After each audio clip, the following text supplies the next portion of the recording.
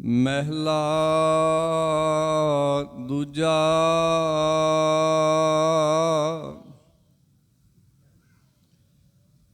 मन हट तरप ना जे पाई, जे बहुता काले। तरफ जीणै सत भाऊ दे, जन नानक शब्द विचारे।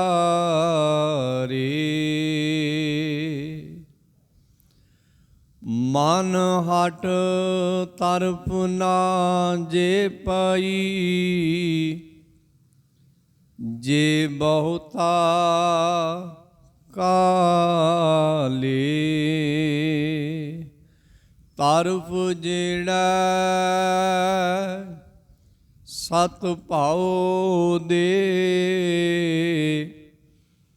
जन नानक शब्द विचारे।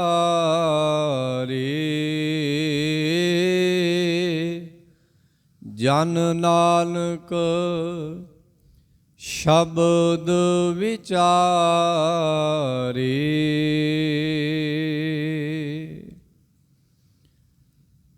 सतगुरु गुरु गरीब निवाज पातशाह श्री गुरु ग्रंथ साहब महाराज जी की मुकद्दस साध संगत के अंदर जुड़ बैठे गुरु खालसा जी,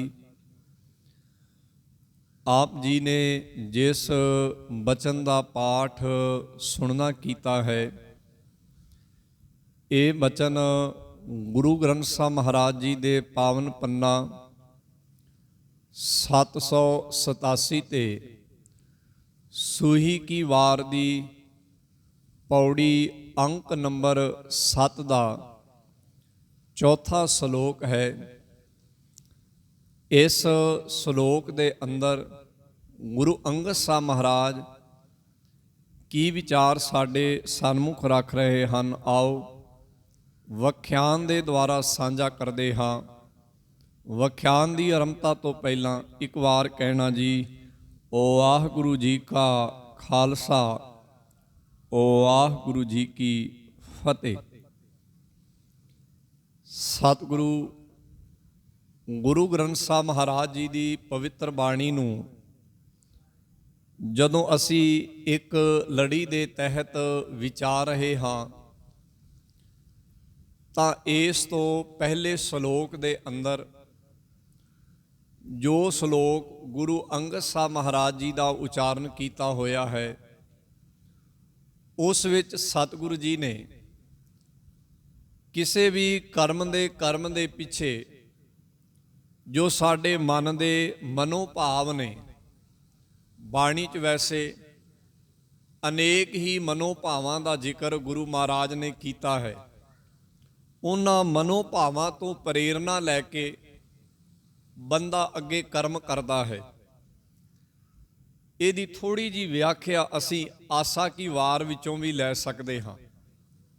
आसा की वार दे अंदर सतगुरु जी ने साडे अंदर दे 4 मनोभाव लए हन, ते उन्हां 4 मनोभावां दा अगे असर की हुंदा है ये भी दस्सिया है, ते उस असर तो अगे किस तरह के कर्म पैदा हुंदे ने ये भी दस्सिया है। अज उस सलोक नूं थोड़ा जिहा असीं विचार लईए, फिर अगली गल जिहड़ी आ ओह सानूं समझ आ जाएगी। गल चल रही है मनोभाव दी। गुरु अंगद साहब महाराज ने आख्या कि जे किसी काम नूं खुशी दे मनोभाव भाव चाह दे मनोभाव ना करोगे तो उहदे चों गुण भी पैदा होएगा ते वो परोपकार भी पैदा करेगा। पर जे किसी काम नूं तुसीं मन हठ नाल करोगे, ना उहदे चों गुण पैदा होएगा, ना उहदे चों परोपकार पैदा होएगा। भाव उहदी जगह अवगण पैदा होएगा ते परोपकार दी जगह स्वार्थ पैदा होएगा।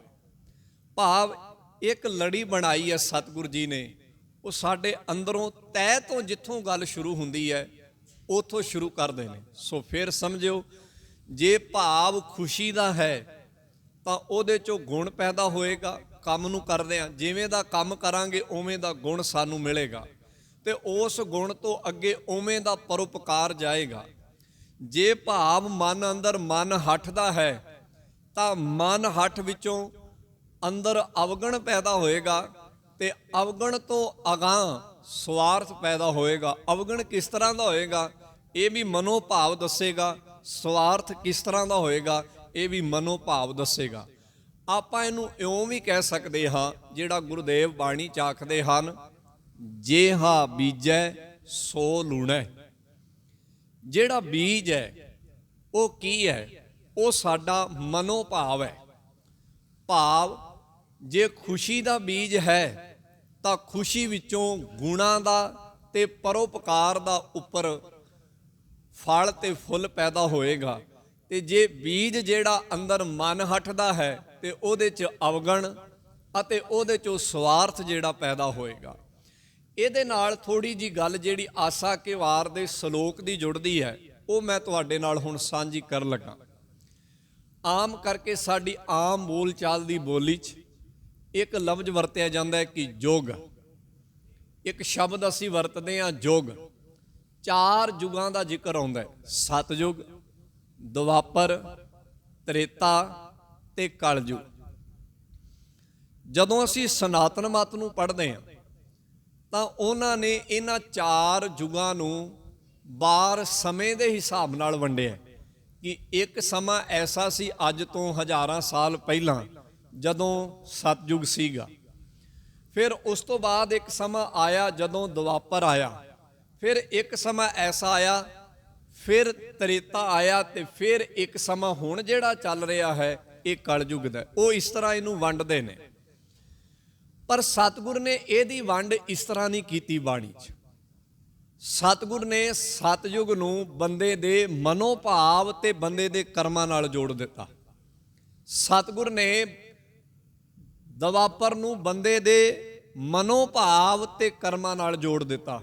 ਸਤਿਗੁਰ ਨੇ ਬੰਦੇ ਦੇ ਤ੍ਰੇਤੇ ਨੂੰ ਬੰਦੇ ਦੇ ਮਨੋਭਾਵ ਅਤੇ ਬੰਦੇ ਦੇ ਕਰਮਾਂ ਨਾਲ ਜੋੜ ਦਿੱਤਾ। ਸਤਿਗੁਰ ਨੇ ਕਲਯੁਗ ਨੂੰ ਸਮੇਂ ਨਾਲ ਨਹੀਂ ਜੋੜਿਆ, ਸਗੋਂ ਬੰਦੇ ਦੇ ਮਨੋਭਾਵ ਅਤੇ ਉਹਦੇ ਕਰਮਾਂ ਨਾਲ ਜੋੜ ਦਿੱਤਾ ਕਿ ਜੇ ਇਸ ਤਰ੍ਹਾਂ ਦਾ ਮਨੋਭਾਵ ਹੋਏਗਾ ਤੇ ਇਸ ਤਰ੍ਹਾਂ ਦਾ ਕਰਮ ਹੋਏਗਾ ਤੇ ਸਮਝ ਲਓ ਕਲਯੁਗ ਹੈ। ਜੇ ਇਸ ਤਰ੍ਹਾਂ ਦਾ ਮਨੋਭਾਵ ਹੈ ਤੇ ਇਸ ਤਰ੍ਹਾਂ ਦਾ ਕਰਮ ਹੈ ਤੇ ਸਮਝ ਲਓ ਸਤਯੁਗ ਹੈ। ਭਾਵ ਉਹ ਸਮੇਂ 'ਚ ਅੱਗੇ ਪਿੱਛੇ ਨਹੀਂ ਗਏ ਕਿ ਇੰਨੇ ਸਾਲ ਪਹਿਲਾਂ ਸਤਯੁਗ ਸੀ ਹੁਣ ਕਲਯੁਗ। ਉਹ ਐਸਾ ਨਹੀਂ। ਉਹ ਇਸ ਗੱਲ ਤੋਂ ਬਿਲਕੁਲ ਮੁਨਕਰ ਹੋ ਗਏ। ਉਹ ਕਹਿਣ ਲੱਗੇ ਜਦੋਂ ਉਹੀ ਸੂਰਜ ਹੈ, ਉਹੀ ਚੰਦਰਮਾ ਹੈ, ਉਹੀ ਧਰਤੀ ਹੈ, ਉਹੀ ਚੰਦ ਹੈ, ਉਹੀ ਤਾਰੇ ਨੇ, ਫਿਰ ਬਦਲਿਆ ਤੇ ਕੁਝ ਨਹੀਂ। ਬਦਲਿਆ ਕੀ ਹੈ? ਇੱਕ ਸ਼ਬਦ ਆਉਂਦਾ ਸਤਿਗੁਰ ਦਾ।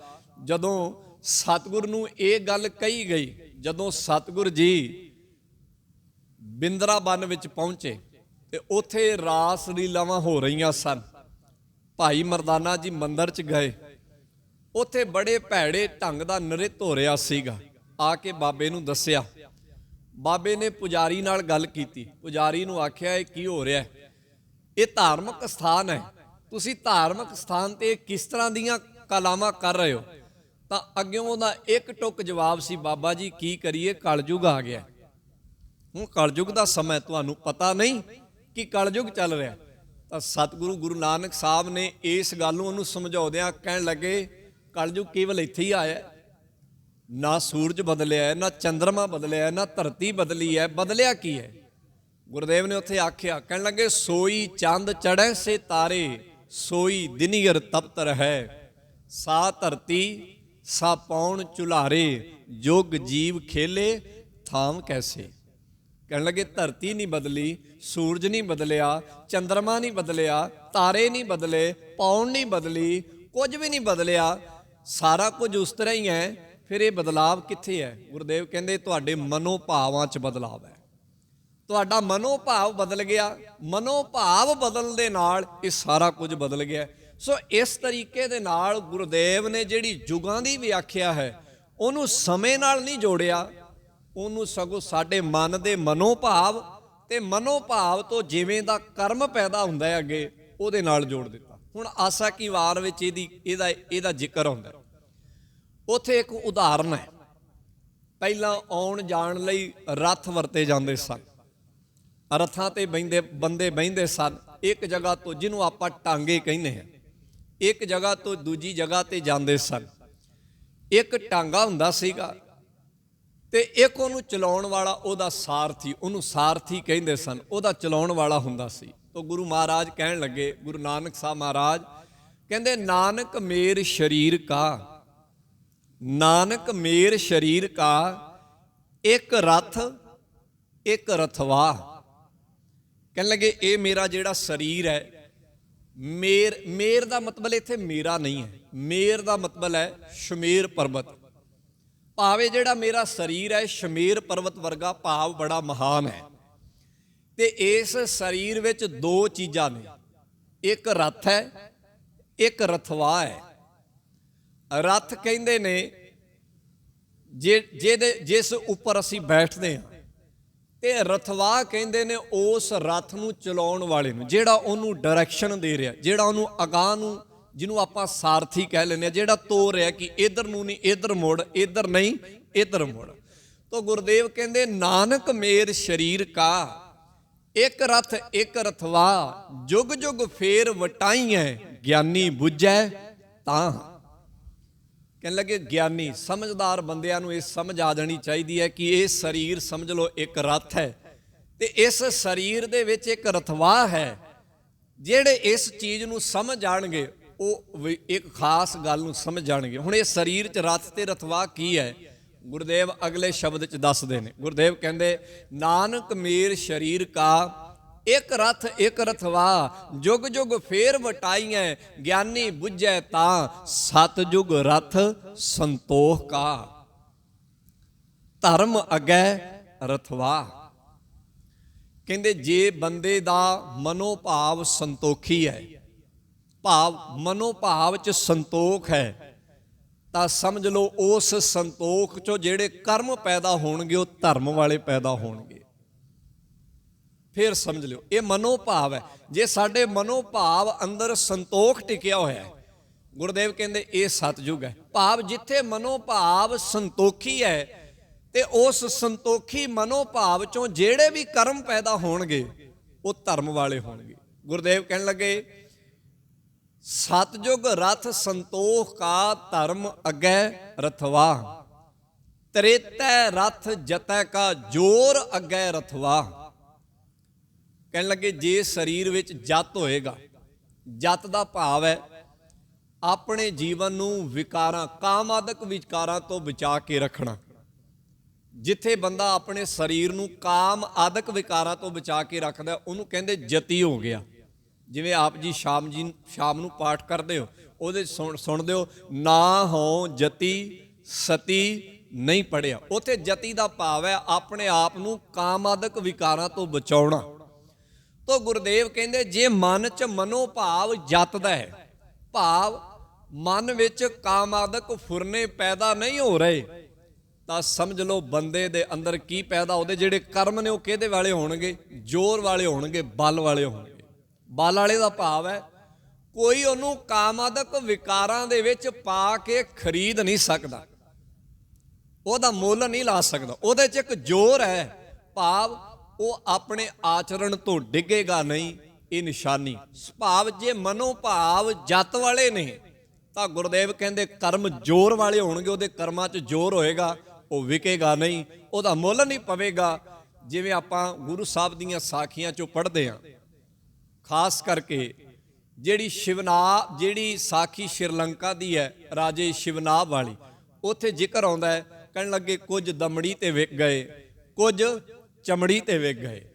ਸੋ ਬੰਦੇ ਦਾ ਮੁੱਲ ਦੋ ਤਰ੍ਹਾਂ ਹੀ ਪੈਂਦਾ ਹੈ, ਜਾਂ ਦਮੜੀ ਕਰਕੇ ਤੇ ਜਾਂ ਚਮੜੀ ਕਰਕੇ।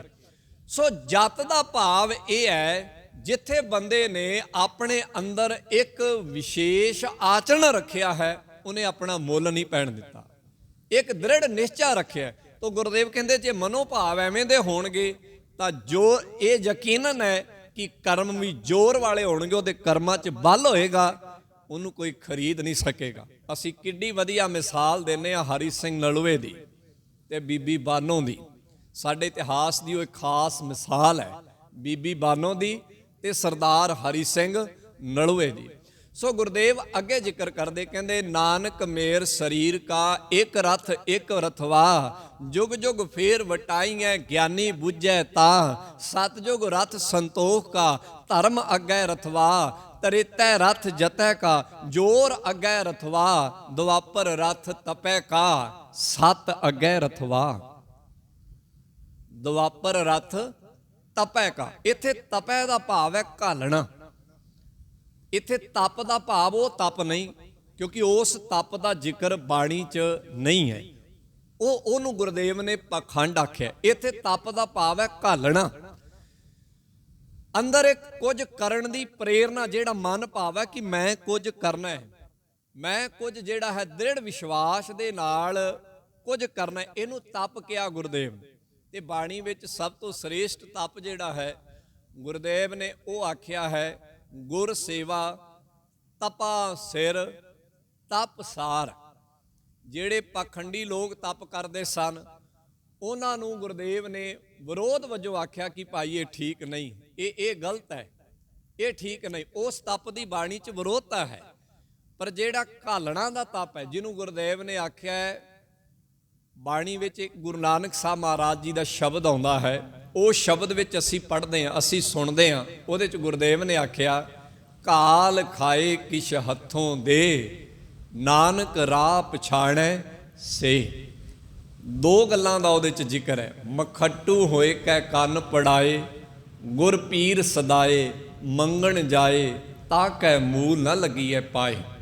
ਮਖੱਟੂ ਦਾ ਭਾਵ ਹੈ ਜਿਹਦੇ ਅੰਦਰ ਮਿਹਨਤ ਕਰਨ ਦੀ ਭਾਵ ਨਹੀਂ ਹੈ, ਆਲਸੀ ਹੈ, ਆਲਸ ਉਹਦੇ ਅੰਦਰ ਬੈਠਾ ਹੈ। ਸੋ ਗੁਰਦੇਵ ਕਹਿੰਦੇ, ਸੱਚੇ ਪਾਤਸ਼ਾਹ ਮਹਾਰਾਜ ਨੇ ਜ਼ਿਕਰ ਕੀਤਾ, ਕਹਿੰਦੇ ਮਖੱਟੂ ਹੋਏ ਕੈ ਕੰਨ ਪੜਾਏ, ਗੁਰ ਪੀਰ ਸਦਾਏ, ਮੰਗਣ ਜਾਏ ਤਾਂ ਕੈ ਮੂਲ ਨਾ ਲੱਗੀਐ ਪਾਏ। ਕਹਿੰਦੇ ਇਹੋ ਜਿਹੇ ਬੰਦੇ ਦੇ ਪੈਰਾਂ ਦੇ ਲਾਗੇ ਵੀ ਨਾ ਹੋ। ਪਰ ਦੂਜੇ ਬੰਨੇ ਆਖਿਆ, ਜੇ ਕਿਸੇ ਦੇ ਮਨ 'ਚ ਮਿਹਨਤ ਦੀ ਭਾਵਨਾ ਹੈ, ਮਿਹਨਤ ਦਾ ਭਾਵ ਹੈ ਘਾਲਣਾ ਦੀ ਭਾਵਨਾ ਹੈ, ਘਾਲ ਖਾਏ ਕਿਛ ਹੱਥੋਂ ਦੇ, ਨਾਨਕ ਰਾਹ ਪਛਾਣੈ ਸੇ। ਸੋ ਇੱਥੇ ਤਪ ਦਾ ਭਾਵ ਹੈ। ਗੁਰਦੇਵ ਕਹਿਣ ਲੱਗੇ, ਕਹਿੰਦੇ ਦੁਆਪਰ ਰਥ ਤਪੈ ਕਾ, ਜੇ ਮਨੋ ਭਾਵ ਤਪਦਾ ਭਾਵ ਅੰਦਰ ਘਾਲਣਾ ਦੀ ਭਾਵਨਾ ਹੈ ਤਾਂ ਉਹਦੇ 'ਚੋਂ ਕੀ ਭਾਵ ਪੈਦਾ ਹੋਏਗਾ? ਦੁਆਪਰ ਰਥ ਤਪੈ ਕਾ ਸਤ ਅੱਗੇ ਰਥਵਾ। ਇੱਥੇ ਸੱਤ ਦਾ ਭਾਵ ਗਿਣਤੀ ਵਾਲਾ ਸੱਤ ਨਹੀਂ, ਇੱਥੇ ਸੱਤ ਦਾ ਭਾਵ ਅੱਗੇ ਵੀ ਮੈਂ ਇੱਕ ਦਿਨ ਸਾਂਝਾ ਕੀਤਾ ਸੀ, ਇੱਕ ਲਫ਼ਜ਼ ਆਉਂਦਾ ਸਤੀ। ਸਤੀ ਦਾ ਅਰਥ ਪਤੀ ਨਾਲ ਸੜ ਜਾਣੀ ਵਾਲੀ ਔਰਤ ਦਾ ਵੀ ਲਿਆ ਗਿਆ, ਸਤੀ ਦਾ ਭਾਵ ਦਾਨੀ ਵੀ ਲਿਆ ਗਿਆ, ਕੁਝ ਦੇਣ ਵਾਲਾ। ਕਹਿੰਦੇ ਜੇ ਕੋਈ ਮਿਹਨਤ ਕਰਦਾ ਹੈ, ਘਾਲਣਾ ਕਰਦਾ ਹੈ, ਤੇ ਉਸ ਘਾਲਣਾ ਕਰਨ ਵਾਲੇ ਦੇ ਅੰਦਰ ਹੀ ਇਹ ਭਾਵ ਪੈਦਾ ਹੁੰਦਾ ਕਿ ਉਹ ਕੁਝ ਦਵੇ। ਸੋ ਜੇ ਮਨੋ ਭਾਵ ਮਿਹਨਤ ਵਾਲਾ ਹੈ ਤੇ ਮਿਹਨਤ ਵਾਲਾ ਬੰਦਾ ਹੀ ਕੀ ਹੈ, ਕੁਝ ਵੰਡ ਸਕਦਾ ਹੈ, ਜਿਹਨੂੰ ਗੁਰਦੇਵ ਨੇ ਆਖਿਆ ਘਾਲ ਖਾਏ ਕਿਛ ਹੱਥੋਂ ਦੇ। ਸੋ ਮਿਹਨਤੀ ਬੰਦੇ ਦੇ ਅੰਦਰ ਜੇ ਭਾਵ ਘਾਲਣਾ ਦਾ ਹੈ ਤੇ ਉਹਦੇ ਕਰਮ ਕਿਵੇਂ ਦੇ ਹੋਣਗੇ? ਵੰਡ ਛਕਣ ਵਾਲੇ। ਉਹ ਜ਼ਰੂਰ ਕੁਝ ਨਾ ਕੁਝ ਵੰਡੇਗਾ, ਭਾਵੇਂ ਬਹੁਤਾ ਵੰਡੇ ਭਾਵੇਂ ਥੋੜਾ ਵੰਡੇ। ਉਹ ਕਿਸੇ ਦਾ ਹੱਕ ਮਾਰ ਕੇ ਨਹੀਂ ਵੰਡੇਗਾ। ਇੱਕ ਉਹ ਵੀ ਬੰਦੇ ਨੇ ਜੋ ਕਿਸੇ ਦਾ ਹੱਕ ਮਾਰ ਕੇ ਵੰਡਦੇ ਨੇ। ਗੁਰਦੇਵ ਨੇ ਉਹਦਾ ਵਿਰੋਧ ਕੀਤਾ ਹੈ ਬਾਣੀ 'ਚ, ਆਖਿਆ ਹੱਕ ਪਰਾਇਆ ਨਾਨਕਾ ਉਸ ਸੂਵਰ ਉਸ ਗਾਏ। ਹੱਕ ਮਾਰਨ ਵਾਲਾ ਵੀ ਬੜੀ ਮਿਹਨਤ ਕਰਦਾ ਹੈ, ਪਰ ਉੱਥੇ ਗੁਰਦੇਵ ਕਹਿੰਦੇ ਉਹਦਾ ਮਨੋ ਭਾਵ ਤਪ ਵਾਲਾ ਨਹੀਂ ਹੈ, ਘਾਲਣਾ ਵਾਲਾ ਨਹੀਂ ਹੈ, ਉਹਦਾ ਮਨੋ ਭਾਵ ਤਪ ਵਾਲਾ ਨਹੀਂ। ਉੱਥੇ ਆਖਿਆ ਮਾਰਨ ਪਏ ਹਰਾਮ ਮੈਂ। ਮਾਰਨ ਕਹਿੰਦੇ ਆ ਮਸਾਲੇ ਨੂੰ। ਜਿਵੇਂ ਸਬਜ਼ੀ ਖਰਾਬ ਹੋਵੇ ਤੇ ਆਪਾਂ ਉਹਦੇ 'ਚ ਮਸਾਲਾ ਪਾ ਦਈਏ ਤੇ ਉਹਦਾ ਸਵਾਦ ਬਦਲ ਜਾਂਦਾ ਹੈ। ਕਈ ਵਾਰ ਐਸਾ ਕੀਤਾ ਜਾਂਦਾ ਹੈ। ਉਹਨੂੰ ਸਵਾਦਲਾ ਬਣਾਉਣ ਦੇ ਲਈ, ਖਾਣੇ ਨੂੰ ਲਜ਼ੀਜ਼ ਬਣਾਉਣ ਦੇ ਲਈ ਉਹਦੇ 'ਚ ਮਸਾਲੇ ਪਾਏ ਜਾਂਦੇ ਨੇ। ਮਾਰਨ ਕਹਿੰਦੇ ਮਸਾਲੇ ਨੂੰ। ਮਾਰਨ ਦਾ ਮਤਲਬ ਮਾਰਨਾ ਨਹੀਂ। ਫਿਰ ਸਮਝੋ, ਕਿਤੇ ਇਹਦਾ ਭਾਵ ਇਹ ਸਮਝ ਲਓ ਵੀ ਮਾਰਨ ਪਾਏ, ਵੀ ਜਿਹੜਾ ਮਾਰਨ ਪੈ ਗਿਆ, ਨਹੀਂ। ਮਾਰਨ ਦਾ ਭਾਵ ਹੈ ਮਸਾਲਾ। ਜਿਵੇਂ ਕਿਸੇ ਚੀਜ਼ ਨੂੰ ਲਜ਼ੀਜ਼ ਬਣਾਉਣ ਲਈ, ਜਿਵੇਂ ਆਮ ਕਰਕੇ ਬਾਜ਼ਾਰ ਵਿੱਚੋਂ ਜਿੰਨੇ ਵੀ ਪ੍ਰੋਡਕਟ ਅਸੀਂ ਖਾਂਦੇ, ਸਾਨੂੰ ਸਾਰਿਆਂ ਨੂੰ ਪਤਾ ਹੈ ਕਿ ਸਾਡੇ ਸਰੀਰ ਲਈ ਉਹ ਨੁਕਸਾਨਦਾਇਕ ਨੇ। ਸਭ ਨੂੰ ਪਤਾ ਹੈ, ਪਰ ਉਹਨੂੰ ਲਜੀਜ਼ ਹੀ ਇੰਨਾ ਬਣਾ ਦਿੱਤਾ ਬਣਾਉਣ ਵਾਲੇ ਨੇ ਕਿ ਸਾਡੇ ਕੋਲ ਉਹਦੇ ਤੋਂ ਬਿਨਾਂ ਰਹਿ ਨਹੀਂ ਹੁੰਦਾ।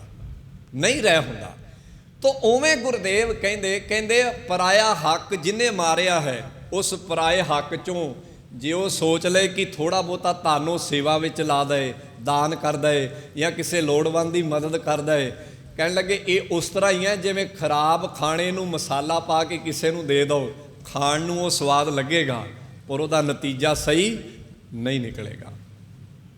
ਫਿਰ ਸਮਝ ਲਿਓ ਇੱਥੇ ਇਹਦਾ ਭਾਵ ਹੈ ਮਾਰਨ ਪਾਏ ਹਰਾਮ ਮੈਂ। ਹਰਾਮ ਦੀ ਕਮਾਈ ਦੇ ਵਿੱਚ ਜੇ ਤੂੰ ਮਸਾਲੇ ਪਾ ਦੇਵੇਂ, ਭਾਵ ਖਰਾਬ ਖਾਣੇ ਨੂੰ ਮਸਾਲੇ ਪਾ ਕੇ ਲਜੀਜ਼ ਬਣਾਇਆ, ਉਹਦਾ ਸਵਾਦ ਤੇ ਸਹੀ ਹੋ ਸਕਦਾ ਹੈ ਪਰ ਖਾਏ ਹੋਏ ਬੰਦੇ ਤੇ ਉਹਦਾ ਅਸਰ ਸਹੀ ਨਹੀਂ ਹੋਏਗਾ। ਇਸੇ ਕਰਕੇ ਗੁਰੂ ਦਰਬਾਰ 'ਚ ਜਦੋਂ ਵੱਡੇ ਵੱਡੇ ਰਾਜੇ ਆਉਂਦੇ ਰਹੇ, ਉਹ ਬੜੀ ਵੱਡੀਆਂ ਪੇਸ਼ਕਸ਼ਾਂ ਕਰਦੇ ਰਹੇ। ਅਕਬਰ ਆਇਆ, ਉਹਨੇ ਪੇਸ਼ਕਸ਼ ਕੀਤੀ, ਹੋਰ ਰਾਜੇ ਆਏ, ਉਹਨਾਂ ਨੇ ਪੇਸ਼ਕਸ਼ਾਂ ਕੀਤੀਆਂ, ਮਹਾਰਾਜ ਇੰਨਾ ਪਟਾ ਨਾ ਲਵਾ ਦਈਏ, ਤੁਸੀਂ ਏਡੀ ਸੇਵਾ ਕਰ ਦਿਓ। ਮਹਾਰਾਜ ਕਹਿੰਦੇ ਨਹੀਂ। ਕਾਹਤੋਂ ਮਨਾ ਕੀਤਾ? ਤੁਸੀਂ ਧਿਆਨ ਨਾਲ ਗੌਰ ਨਾਲ ਵੇਖਿਓ। ਇੱਕ ਸਿੱਖ ਜਿਹੜਾ ਇੱਕ ਛੋਟੀ ਜਿਹੀ ਤੁੱਛ ਭੇਟਾ ਲੈ ਕੇ ਆਉਂਦਾ, ਗੁਰੂ ਉਹਦੀ ਭੇਟਾ ਨੂੰ ਪ੍ਰਵਾਨ ਕਰ ਲੈਂਦਾ। ਕਈ ਸਿੱਖ ਬੜੀਆਂ ਛੋਟੀਆਂ ਛੋਟੀਆਂ ਚੀਜ਼ਾਂ ਇਹੋ ਜਿਹੀਆਂ ਸਾਖੀਆਂ ਮਿਲਦੀਆਂ ਨੇ, ਕੋਈ ਸ਼ਹਿਦ ਲੈ ਕੇ ਆਇਆ, ਮਹਾਰਾਜ ਨੇ ਬੜੇ ਪਿਆਰ ਨਾਲ ਖਾਧਾ, ਪਰ ਇੱਕ ਰਾਜਾ ਜ਼ਮੀਨ ਦੇ ਰਿਹਾ ਤੇ ਗੁਰੂ ਮਹਾਰਾਜ ਨੇ ਨਹੀਂ ਲਈ। ਕਾਹਤੋਂ? ਕੀ ਫਰਕ ਸੀਗਾ? ਕੋਈ ਘੋੜਾ ਲੈ ਕੇ ਆਉਂਦਾ, ਮਹਾਰਾਜ ਉਹਨੂੰ ਬੜੇ ਪਿਆਰ ਨਾਲ ਲੈਂਦਾ। ਅਸੀਂ ਮਾਲਵੇ ਦੀ ਉਹ ਕਿੱਡੇ ਪਿਆਰ ਨਾਲ ਸਾਖੀ ਪੜ੍ਹਦੇ ਹਾਂ ਕਿ ਉਹ ਬੰਦੂਕ ਲੈ ਕੇ ਆਇਆ, ਮਹਾਰਾਜ ਨੇ ਬੰਦੂਕ ਲਈ ਉਹਦੇ ਕੋਲ ਲਈ, ਚਲਾਈ ਵੀ ਆਪਣੇ ਹੱਥਾਂ ਨਾਲ। ਕਿੰਨੀਆਂ ਸਾਖੀਆਂ ਨੇ। ਕੋਈ ਕੱਪੜੇ ਲੈ ਕੇ ਆਉਂਦਾ, ਕੋਈ ਦਸ਼ਾਲੇ ਲੈ ਕੇ ਆਉਂਦਾ, ਮਹਾਰਾਜ ਮੋੜਦੇ ਨਹੀਂ, ਪਰ ਇੱਕ ਰਾਜਾ ਜ਼ਮੀਨ ਦਿੰਦਾ ਹੈ, ਮਹਾਰਾਜ ਕਹਿੰਦੇ ਨਹੀਂ ਚਾਹੀਦੀ। ਕਿਉਂ? ਕਾਹਤੋਂ? ਕਿਉਂਕਿ ਗੁਰੂ ਨੂੰ ਸਿੱਧਾ ਨਿੱਠ ਕੇ ਪਤਾ ਹੈ ਕਿ ਇਹਨੇ ਜੋ ਇਕੱਠਾ ਕੀਤਾ ਹੈ, ਮਾਰਨ ਪਾਏ ਹਰਾਮ ਮੈਂ ਹੋਏ ਹਲਾਲ ਨਾ ਜਾਏ। ਆ ਰੌਲਾ ਪਿਆ ਹੋਇਆ ਤਖਤਾਂ ਤੇ, ਪਟਨਾ ਸਾਹਿਬ ਦੇ ਤਖਤ ਦਾ ਬੜਾ ਵੱਡਾ ਰੌਲਾ ਪਿਆ ਹੋਇਆ ਕਿ ਉੱਥੇ ਕਿਸੇ ਨੇ ਸੋਨੇ ਦੀ ਸੇਵਾ ਕੀਤੀ ਸੀ, ਤੇ ਹੁਣ ਖਬਰ ਇਹ ਆ ਰਹੀ ਹੈ ਕਿ ਉਹ ਸੋਨਾ ਹੈ ਹੀ ਨਕਲੀ ਹੈ। ਅੰਦਾਜ਼ਾ ਲਾਓ ਕਿੱਧਰ ਨੂੰ ਤੁਰ ਗਏ ਆ। ਸੋ ਮੈਂ ਜਿਹੜੀ ਬੇਨਤੀ ਕਰ ਰਿਹਾ, ਆਪਾਂ ਗੱਲ ਸ਼ੁਰੂ ਕੀਤੀ ਸੀ ਕਿ ਗੁਰਦੇਵ ਨੇ ਆਖਿਆ ਦਵਾਪਰ ਉੱਥੇ ਹੈ ਜਿੱਥੇ ਕੀ ਆ ਬੰਦੇ ਦੇ ਅੰਦਰ ਮਿਹਨਤ ਦੀ ਭਾਵ ਹੈ, ਉਸ ਭਾਵ ਚੋਂ ਜੋ ਥੋੜਾ ਵੀ ਵੰਡ ਦਿੰਦਾ ਹੈ ਤੇ ਉਹ ਬਹੁਤਾ ਹੈ। ਕਹਿਣ ਲੱਗੇ ਦਵਾਪਰ ਰਥ ਤਪੈ ਕਾ ਸਤ ਅਗੈ ਰਥਵਾਹ। ਤੇ ਜੇ ਆਪਾਂ ਸੋਚੀਏ ਕਿ ਪਰਾਇਆ ਹੱਕ ਮਾਰ ਕੇ ਕੁਝ ਦਵਾਂਗੇ, ਤੇ ਗੁਰਦੇਵ ਕਹਿੰਦੇ ਉਸ ਤਰ੍ਹਾਂ ਹੈ ਮਾਰਨ ਪਾਏ ਹਰਾਮ ਮੈਂ ਹੋਏ ਹਲਾਲ ਨਾ ਜਾਏ। ਖਰਾਬ ਖਾਣਾ ਮਸਾਲੇ ਪਾ ਕੇ ਕਿਸੇ ਨੂੰ ਖਵਾ ਦਿਓ, ਅਗਲਾ ਕਹੇਗਾ ਬੜਾ ਸਵਾਦ ਹੈ, ਪਰ ਜਦੋਂ 12 ਘੰਟਿਆਂ ਬਾਅਦ ਉਹਦਾ ਅਸਰ ਉਹਦੇ ਸਰੀਰ ਤੇ ਹੋਏਗਾ, ਫਿਰ ਕਹੇਗਾ ਉਹਨਾਂ ਨੇ ਬੇੜਾ ਹੀ ਕਰ ਦਿੱਤਾ ਮੇਰਾ। ਇਸ ਤਰ੍ਹਾਂ ਹੀ ਹੁੰਦਾ ਹੈ, ਬਹੁਤ ਵਾਰ ਸਾਡੇ ਨਾਲ ਇਸ ਤਰ੍ਹਾਂ ਹੀ ਹੁੰਦਾ ਹੈ। ਤੋ ਇਹ ਹਰਾਮ ਦੀ ਕਮਾਈ ਦਾ ਅਸਰ ਇਸ ਤਰ੍ਹਾਂ ਦਾ ਹੀ ਹੈ ਜੋ ਸਾਨੂੰ ਸਮਾਜ ਵਿੱਚੋਂ ਨਜ਼ਰ, ਇਹ ਸ਼ੁਰੂ 'ਚ ਮਿੱਠੀ ਹੈ, ਸ਼ੁਰੂ 'ਚ ਸਵਾਦਲੀ ਹੈ, ਜਿਵੇਂ ਮਸਾਲਿਆਂ ਵਾਲਾ ਖਾਣਾ ਸ਼ੁਰੂ 'ਚ ਸਵਾਦਲਾ ਹੈ ਔਰ ਉਹਦਾ ਅਸਰ ਅੰਦਰ ਜਾ ਕੇ ਮਾੜਾ ਹੁੰਦਾ। ਇਹਨੂੰ ਭਾਈ ਗੁਰਦਾਸ ਨੇ ਆਖਿਆ ਗਲੇਫੀ ਜ਼ਹਿਰ। ਉਹਨਾਂ ਨੇ ਇੱਕ ਸ਼ਬਦ ਵਰਤਿਆ ਗਲੇਫੀ ਜ਼ਹਿਰ, ਜਿਹਨੂੰ ਆਪਾਂ ਮਿੱਠਾ ਜ਼ਹਿਰ ਵੀ ਕਹਿੰਦੇ ਹਾਂ। ਪੁਰਾਣੇ ਜ਼ਮਾਨੇ 'ਚ ਵਰਤਿਆ ਜਾਂਦਾ ਸੀਗਾ ਕਿ ਕੋਈ ਚੀਜ਼ ਇਸ ਤਰ੍ਹਾਂ ਦੀ ਬਣਾਈ ਜਾਂਦੀ ਸੀ ਕਿ ਉਹਦੇ ਅੰਦਰ ਇੱਕ ਜ਼ਹਿਰ ਛਪੋ ਦਿੱਤਾ ਜਾਂਦਾ ਸੀ, ਉਹ ਖਾ ਲੈਂਦਾ ਸੀ ਬੰਦਾ, ਉਹਦਾ ਅਸਰ ਉਹਦੇ ਤੇ ਬਹੁਤ ਸਮੇਂ ਲੰਮੇ ਬਾਅਦ ਹੁੰਦਾ ਸੀਗਾ, ਤੇ ਜਦੋਂ ਉਹਦੇ ਤੇ ਅਸਰ ਹੁੰਦਾ ਸੀ ਤੇ ਉਹ ਬੰਦਾ ਮਰ ਜਾਂਦਾ ਸੀ। ਉਹਨੂੰ ਗਲੇਫੀ ਜ਼ਹਿਰ ਕਹਿੰਦੇ। ਤੇ ਭਾਈ ਗੁਰਦਾਸ ਨੇ ਇਸ ਨੂੰ ਗਲੇਫੀ ਜ਼ਹਿਰ ਆਖਿਆ। ਸੋ ਅਸੀਂ ਮਿਹਨਤ ਵਿੱਚੋਂ ਥੋੜਾ ਦੇ ਦਈਏ, ਗੁਰੂ ਨੂੰ ਉਹ ਪ੍ਰਵਾਨ। ਇਸੇ ਕਰਕੇ ਕਹਿੰਦੇ ਤੇਰਾ ਜਿਹੜਾ ਮਨੋਭਾਵ ਹੈ ਨਾ, ਉਹ ਕੀ ਹੋਣਾ ਚਾਹੀਦਾ? ਤਪ ਦਾ। ਤੋ ਗੁਰਦੇਵ ਨੇ ਆਖਿਆ, ਫਿਰ ਬਚਨ ਨੂੰ ਸਮਝ ਲੈਣਾ, ਇਹ ਮਨੋਭਾਵ ਨੇ। ਇੱਕ ਪਾਸੇ ਮਨੋਭਾਵ ਨੇ, ਇੱਕ ਪਾਸੇ ਕਰਮ ਨੇ। ਮੈਂ ਫਿਰ ਦੁਹਰਾ ਦੇਵਾਂ, ਅਸੀਂ ਸਾਰਿਆਂ ਨੇ ਮਨੋਭਾਵ ਨੂੰ ਠੀਕ ਕਰਨਾ ਹੈ। ਮਨੋਭਾਵ ਠੀਕ ਹੋ ਗਏ, ਕਰਮ ਆਪੇ ਠੀਕ ਹੋ ਜਾਣੇ ਨੇ। ਜਿਹੜਾ ਗੁਰੂ ਕਹਿੰਦੇ ਨੇ ਘਰ ਸੁੱਖ ਵਸਿਆ, ਇਹ ਘਰ ਸੁੱਖ ਵਸਿਆ ਦਾ ਮਤਲਬ ਕੀ ਹੈ? ਬਾਹਰ ਸੁੱਖ ਪਾਇਆ। ਘਰ ਸੁੱਖ ਦਾ ਭਾਵ ਕਈ ਤਰੀਕਿਆਂ ਨਾਲ ਕੀਤਾ ਜਾਂਦਾ, ਪਰ ਜੋ ਬਾਣੀ ਨੂੰ ਪੜ੍ਹਦੇ ਆ ਮੈਨੂੰ ਸਮਝ ਆਇਆ ਕਿ ਘਰ ਸੁੱਖ ਦਾ ਭਾਵ ਹੈ ਇਸ ਸਰੀਰ ਰੂਪੀ ਘਰ ਵਿੱਚ ਆਪਣੇ ਮਨੋਭਾਵਾਂ ਨੂੰ ਸਹੀ ਕਰ ਲੈਣਾ। ਜੇ ਮੇਰਾ ਮਨੋਭਾਵ ਖੁਸ਼ੀ ਵਾਲਾ ਹੈ ਤਾਂ ਉਹਦੇ 'ਚੋਂ ਗੁਣ ਪੈਦਾ ਹੋਣਗੇ ਤੇ ਪਰਉਪਕਾਰ ਪੈਦਾ ਹੋਣਗੇ। ਜੇ ਮੇਰਾ ਮਨੋਭਾਵ ਸੰਤੋਖ ਵਾਲਾ ਹੈ ਤਾਂ ਉਹਦੇ 'ਚੋਂ ਧਰਮ ਪੈਦਾ ਹੋਏਗਾ। ਜੇ ਮੇਰਾ ਮਨੋਭਾਵ ਜਿਹੜਾ ਜੱਤ ਵਾਲਾ ਹੈ ਤਾਂ ਉਹਦੇ ਵਿੱਚੋਂ ਜ਼ੋਰ ਪੈਦਾ ਹੋਏਗਾ, ਮੇਰੇ ਕਰੈਕਟਰ 'ਚ ਜਾਨ ਹੋਏਗੀ, ਮੈਂ ਖੜ ਕੇ ਕਹਿ ਸਕਾਂਗਾ, ਮੇਰੀ ਵਿੱਚ ਬਾਜ਼ਾਰ ਦੇ ਕੀਮਤ ਨਹੀਂ ਪਏਗੀ, ਮੈਂ ਜਿੱਥੇ ਮਰਜ਼ੀ ਖੜ ਜਾਵਾਂ। ਤੇ ਜੇ ਮੇਰਾ ਮਨੋਭਾਵ ਘਾਲਣਾ ਵਾਲਾ, ਮਿਹਨਤ ਵਾਲਾ ਹੈ, ਤੇ ਮੈਂ ਉਹਦੇ 'ਚੋਂ ਕੁਝ ਵੰਡ ਵੀ ਸਕਾਂਗਾ, ਤੇ ਉਸ ਉਹ ਜੋ ਵੰਡਾਂਗਾ ਉਹ ਬਿਲਕੁਲ ਸ਼ੁੱਧ ਹੋਏਗਾ, ਪਾਕ ਹੋਏਗਾ, ਪਵਿੱਤਰ ਹੋਏਗਾ। ਅਖੀਰ ਤੇ ਗੁਰਦੇਵ ਕਹਿੰਦੇ ਕਲਯੁਗ ਰਥ ਅਗਨ ਕਾ ਕੂੜ ਅਗੈ ਰਥਵਾ। ਕਹਿੰਦੇ ਜੇ ਮਨੋਭਾਵ ਅਗਨ, ਅਗਨ ਦਾ ਭਾਵ ਹੁੰਦਾ ਅੱਗ। ਬਾਣੀ 'ਚ ਅੱਗ ਦੇ ਕਈ ਅਰਥ ਨੇ, ਬਾਣੀ 'ਚ ਅੱਗ ਦੇ ਕਈ ਅਰਥ ਨੇ। ਇੱਕ ਅੱਗ ਹੈ ਜਿਹੜੇ ਮਾਤਾ ਦੇ ਪੇਟ 'ਚ ਹੈ, ਜਿਹਦਾ ਅਸੀਂ ਜ਼ਿਕਰ ਬਾਣੀ 'ਚੋਂ ਪੜ੍ਹਦੇ, ਜਿਹਦੇ 'ਚ ਬੱਚਾ ਪ੍ਰਫੁੱਲਤ ਹੁੰਦਾ ਹੈ। ਇੱਕ ਅੱਗ ਸਾਡੀ ਭੋਜਨ ਨਾਲੀ ਦੇ ਵਿੱਚ ਹੈ, ਜਿਹਦੇ 'ਚ ਭੋਜਨ ਪਚਦਾ ਹੈ। ਇੱਕ ਅੱਗ ਸਾਡੇ ਸਰੀਰ ਵਿੱਚ ਹੈ, ਜਿਹੜਾ ਸਾਡੇ ਸਰੀਰ ਦਾ ਟੈਂਪਰੇਚਰ ਰਹਿੰਦਾ, ਇਹਨੂੰ ਵੀ ਅੱਗ ਕਹਿੰਦੇ ਨੇ। ਇੱਕ ਅੱਗ ਹੈ ਲੱਕੜ ਦੇ ਵਿੱਚ, ਜਿਹਦਾ ਜ਼ਿਕਰ ਬਾਣੀ ਦੇ ਵਿੱਚ ਹੈ। ਜਿਵੇਂ ਅਸੀਂ ਪੜ੍ਹਦੇ ਹਾਂ ਨਾ, ਸਗਲ ਬਨਸਪਤ ਮਾਹੀ ਬਸੰਤਰ, ਬਸੰਤਰ ਕਹਿੰਦੇ ਅੱਗ ਨੂੰ, ਕਿ ਸਾਰੀ ਵਨਸਪਤੀ ਵਿੱਚ ਅੱਗ ਹੈ। ਇਹ ਵੀ ਇੱਕ ਅੱਗ ਹੈ। ਇੱਕ ਅੱਗ ਹੈ ਜਿਹੜੀ ਵਿਕਾਰਾਂ ਦੀ ਅੱਗ ਹੈ, ਹੰਸ ਹੇਤ ਲੋਭ ਕੋਪ ਚਾਰੇ ਨਦੀਆਂ ਅੱਗ, ਇਹ ਵੀ ਅੱਗ ਹੈ। ਇੱਕ ਅੱਗ ਹੈ ਜਿਹਨੂੰ ਗੁਰਦੇਵ ਨੇ ਤ੍ਰਿਸ਼ਨਾ ਦੀ ਅੱਗ ਕਿਹਾ, ਜਿਹਨੂੰ ਗੁਰਦੇਵ ਕਹਿੰਦੇ ਤ੍ਰਿਸ਼ਨਾ ਵਿਰਲੇ ਹੀ ਕੀ ਬੂਝੀ ਹੈ। ਬਾਣੀ ਵਿੱਚ ਜਿਹੜਾ ਸਿਖਰਲਾ ਅੱਗ ਦਾ ਅਰਥ ਹੈ ਉਹ ਤ੍ਰਿਸ਼ਨਾ ਹੈ, ਉਹ ਤ੍ਰਿਸ਼ਨਾ ਹੈ। ਭਾਵ ਬਾਣੀ 'ਚ ਅੱਗ ਨੂੰ ਬਹੁਤਾ ਜ਼ਿਆਦਾ ਤ੍ਰਿਸ਼ਨਾ ਦੇ ਰੂਪ ਵਿੱਚ ਵਰਤਿਆ ਗਿਆ। ਤੇ ਉਦਾਹਰਨ ਵੀ ਦਿੱਤੀ ਗੁਰਦੇਵ ਕਹਿੰਦੇ ਜਿਵੇਂ ਅੱਗ ਤੇ ਲੱਕੜਾਂ ਪਾਈ ਜਾਓ, ਉਹ ਕਦੀ ਨਹੀਂ ਕਹੇਗੀ ਕਿ ਮੈਂ ਬੁੱਝ ਜਾਵਾਂ। ਇਵੇਂ ਤ੍ਰਿਸ਼ਨਾ ਐਸੀ ਹੈ, ਇਹ ਕਦੀ ਨਹੀਂ ਮਿਟਦੀ। ਇਹ ਜਿੰਨੀਆਂ ਭਾਵ ਜੇ ਮਨ 'ਚ ਮਨੋਭਾਵ ਤ੍ਰਿਸ਼ਨਾ ਦਾ ਹੈ, ਗੁਰਦੇਵ ਕਹਿੰਦੇ ਸਾਰੀ ਜ਼ਿੰਦਗੀ ਤੂੰ ਟੱਕਰਾਂ ਮਾਰਦਾ ਰਹਿ, ਇਹ ਅੱਗ ਬੁਝੇਗੀ ਨਹੀਂ, ਇਹ ਤ੍ਰਿਸ਼ਨਾ ਬੁਝੇਗੀ ਨਹੀਂ। ਬਾਣੀ 'ਚ ਜ਼ਿਕਰ ਹੈ ਤ੍ਰਿਸ਼ਨਾ ਬਿਰਲੇ ਹੀ ਕੀ ਬੂਝੀ ਹੈ, ਕੋਟ ਜੋਰੇ ਕਈ ਕਰੋਰੇ, ਮਨ ਨਾ ਹੋ ਰਹਿ ਪਰੈ ਪਰੈ ਹੀ ਕੋ ਲੂਝੀ ਹੈ ਰੇ। ਬਾਣੀ 'ਚ ਜ਼ਿਕਰ ਹੈ। ਸੋ ਗੁਰਦੇਵ ਨੇ ਆਖਿਆ, ਕਹਿੰਦੇ ਮਨੋਭਾਵ ਜੇ ਅੱਗ ਦਾ ਤ੍ਰਿਸ਼ਨਾ ਦਾ ਹੈ ਤਾਂ ਉਹਦੇ 'ਚੋਂ ਕੀ ਪੈਦਾ ਹੋਏਗਾ? ਕਹਿਣ ਲੱਗੇ ਕਲਯੁਗ ਰਥ ਅਗਨ ਕਾ ਕੂੜ ਅਗੈ ਰਥਵਾ। ਫਿਰ ਉਹਦੇ 'ਚੋਂ ਝੂਠ ਪੈਦਾ ਹੋਏਗਾ। ਤ੍ਰਿਸ਼ਨਾ ਕਿਹਨੂੰ ਜਨਮ ਦੇਵੇਗੀ? ਝੂਠ ਨੂੰ, ਕਿਉਂਕਿ ਬੰਦੇ ਨੇ ਜਦੋਂ ਲੋੜਾਂ ਪੂਰੀਆਂ ਕਰਨੀਆਂ ਨੇ, ਉਹਨੇ ਆਪਣੀ ਤ੍ਰਿਸ਼ਨਾ ਨੂੰ ਪੂਰਾ ਕਰਨਾ ਹੈ, ਤੇ ਫਿਰ ਉਹ ਸਹਾਰਾ ਕਿਹਦਾ ਲਏਗਾ? ਝੂਠ ਦਾ ਸਹਾਰਾ ਲਏਗਾ। ਕਿਉਂਕਿ ਜਿਹੜਾ ਭਾਵ, ਜਿਹੜੀ ਘਾਲਣਾ ਮਿਹਨਤ ਵਿੱਚੋਂ ਪੈਦਾ ਹੁੰਦੀ ਹੈ, ਉਹਦੇ 'ਚ ਝੂਠ ਨਹੀਂ, ਤੇ ਜਿਹੜੀ ਤ੍ਰਿਸ਼ਨਾ 'ਚੋਂ ਪੈਦਾ ਹੁੰਦੀ ਹੈ, ਗੁਰਦੇਵ ਕਹਿੰਦੇ ਉਹਦੇ 'ਚ ਝੂਠ ਹੈ।